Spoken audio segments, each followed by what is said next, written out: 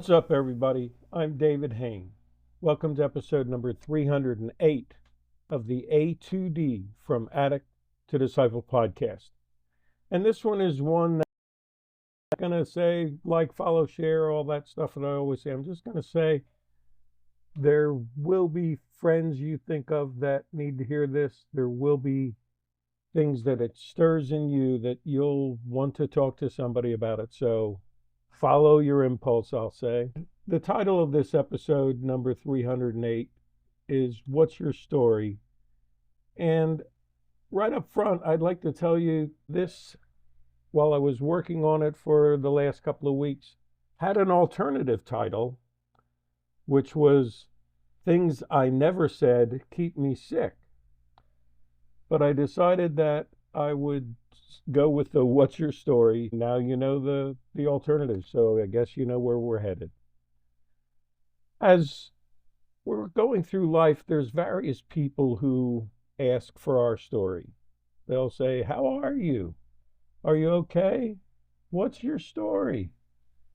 And this can happen in casual acquaintances. You meet someone in a social setting, out in public, just walking down the street, or in church, in school. There's this person you bump into.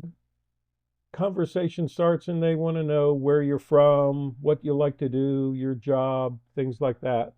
Just gathering some information to see if you click. They don't really want your whole story, they're just trying to get to know you. Another place we get asked, "What's your story?" is in a job interview.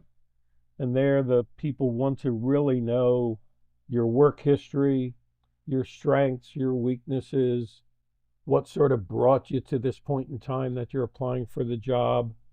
And we sort of put in a spin on what we tell them because we're trying to sell ourselves. We're trying to get this job. Another place someone might ask your story is if you start dating. You're with a potential new love interest, so to speak, and you're trying to find common connection or common interests to see if your stories click. Another time we're asked, "What's your story?" is when we witness something. People are trying to gather information and piece together what happened, and we're one of the witnesses. So we're sort of giving our side of the story, just a piece of the puzzle. They're not interested in our whole story, just this little piece that we have to add to what they're putting together. Or just the opposite can happen, and that is when we get caught, someone says, "Okay, what's your story?" We don't want to get into trouble, and we don't want to get consequences, so we tend to rationalize, minimize, blame shift, or we'll respond with a question, or we deflect the question that they gave us and try to change the subject. Some of you in recovery know that when you go to rehab or when you work with a counselor or social worker at a homeless shelter, places like that, the story that they want to hear sort of can often have an agenda because they're trying to steer you into goals and plans. Almost like when they say, "What's your story?" they're saying, "Well, where do you see yourself in a year or 3 years or 5 years from now? What's your next step?" And with all of these things, we fall into this habit of trying to tell people what they want to hear when they ask us, "What's your story?" And I'll often tell guys as they're going through amends in the 12 steps, work on topic, not detail, when you're telling your story and saying you're sorry. And we are aware of not everybody's ready to hear the whole story, or not everybody deserves to hear the whole story.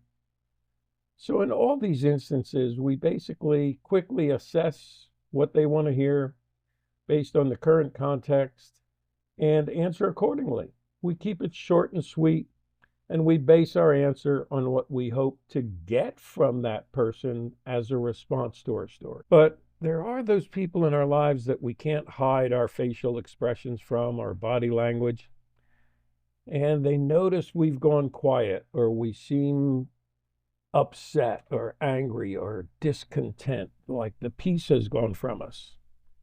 And they come to say, what's your story? What's going on anyway? Which reminds me of this song by Ella Fitzgerald from many years ago, which is called What's Your Story, Morning Glory? And some of the lyrics, picture that friend who can really see into you. Some of the lyrics are, what's your story, Morning Glory? What makes you so blue? The way you've been acting, I don't know what to do. What's your story, Morning Glory? Got a feeling there's a lot you're concealing. You know those people, and some of you are probably thinking of that person who has spoken those words and that sentiment about you and to you many times. What do we do when we are face to face with someone who genuinely cares, wants to know our story, and wants to help lead us to our healing? Unfortunately, we fall back on all the practiced answers. We don't even analyze if this is a breakthrough moment or whether we can trust them or not. We just get uncomfortable and want to change the subject or get out of there. We know the things we never said, but we're comfortable with the version that we want to share. We actually have never wanted to say those things we've never said out loud to anyone. It's almost like they've become our security blanket, our protector from being too vulnerable or from being hurt again. And we don't want to go that deep. It's too painful to look under that rock. We're afraid to dig up those memories. So when someone actually cares and when someone can help us find healing, we sort of want to run. But often we find ourselves in that situation where this friend, this mentor, this counselor, this coach is saying, we need to talk to them about our story. They want to help us see how our story has shaped us and brought us to this point in order to find healing and change our future. And I just want to say right up front, as we dig into this a little deeper, I'm not talking about your testimony. I meet lots of guys in rehabs who want to write their testimony and get out in church and share their testimony. Or they want to write their book and they think that their book will set lots of other people's free. But I'm talking about finding your healing. I'm talking about being sick no more. And I'd like to give you a quote by Niyan Dizaye, an author, who wrote, embrace your own story, light up the dark, conquer your fears, take the journey to your next level, win the battle against the end. That's an awesome quote. We can be eager to share our story when it's half-baked, but we need to embrace our story so that we can light up the darkness that's still in us, so that we can conquer our fears, that we can journey to the next level. And what holds many of us back is we get stuck in this point of saying, I didn't believe I could ever really be healed. I mean, really? Okay, so what would it involve if you really are ready and you meet that person who can walk this journey with you? What would it involve to answer that question, what's your story? You'd get into your childhood, your family situation, relationships, joys, sorrows, wounds, traumas, how your friends viewed you, how you view yourself, your attitudes, your biases. You'd get into specific moments in time when things changed, when the struggle started, when you began to isolate, when you began to act out, when you began to self-medicate, when the train crashed or derailed or went off the tracks. You'll be digging into, what did you feel in those times? What were your emotions? And how was your self-image or identity changed in some of those situations? How did it affect you going forward? For some of you, you might have to get into what are your biggest handcuffs? When did those changes put bindings around you, like you were in handcuffs or 3-point restraints? And maybe it was shame and guilt and fear. So there's a lot to dig into to that. What's your story? And it could be more than one story. And we need to analyze the dominant stories and then the assumptions that we have in regard to them that shaped our identity and our behavior. And from that, we can learn. We can find healing.